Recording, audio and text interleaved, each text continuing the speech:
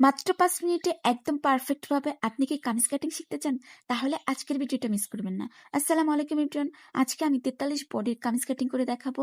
আর আজকের ভিডিওটা দেখলে আশা করছি আপনারা যেকোনো সাইজের কামিজ কাটিং করতে পারবেন ইনশাআল্লাহ। তো চলুন ভিডিওটা শুরু করা যাক। প্রথমে কিন্তু আমাদেরকে লম্বার মাপটা বের করতে হবে। কামিজের লম্বা হচ্ছে ৪১ ইঞ্চি আর ২ ইঞ্চি এক্সট্রা নিয়ে ৪৩ ইঞ্চিতে মাপ দিয়েছি।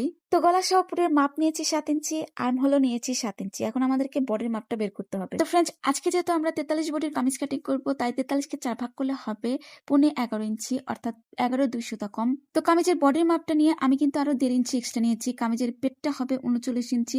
তো ৩৯ কে ৪ ভাগ করলে হবে ১৫/১০ ইঞ্চি, অর্থাৎ ১০/২ সুতা কম। এখানে আরো ১.৫ ইঞ্চি এক্সট্রা।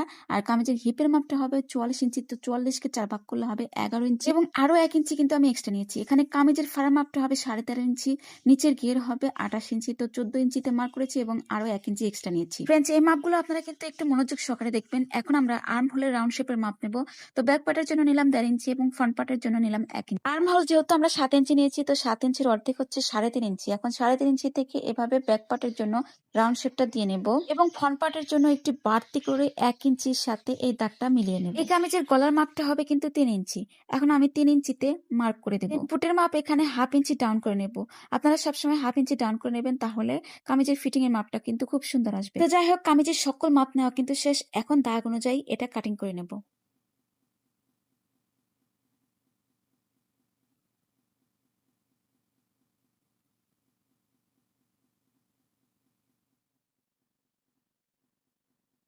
তো কামিজের বডির মাপটা কিন্তু কাটিং করা শেষ হয়ে গেছে। এখন মেইন মাপটা কিন্তু চিহ্নিত করে নেব। ফ্রেন্ডস, আমার ভিডিওগুলো আপনাদের কাছে কেমন লাগে আর আপনারা কোথা থেকে আজকে ভিডিওটা দেখছেন সেটা কিন্তু অবশ্যই কমেন্টে জানাবেন। আমার ভিডিওগুলো যদি সত্যি আপনাদের উপকার আসে তাহলে অবশ্যই আমার পাশে থাকবেন এবং লাইক কমেন্ট শেয়ার করে দেবেন। তো যাই হোক, এখন আমরা হাতা কাটিং করে নেব। তো হাতাটা কিন্তু শর্ট হাতা হবে। তো হাতার লংটা আমি নিয়েছি ৭ ইঞ্চি, আরো ১.৫ ইঞ্চি এক্সট্রা নিয়েছি।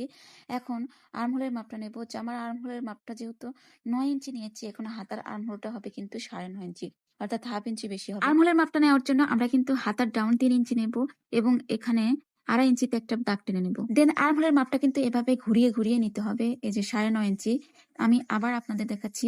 এই যে এভাবে কিন্তু ঘুরিয়ে ঘুরিয়ে মাপটা নিতে হবে।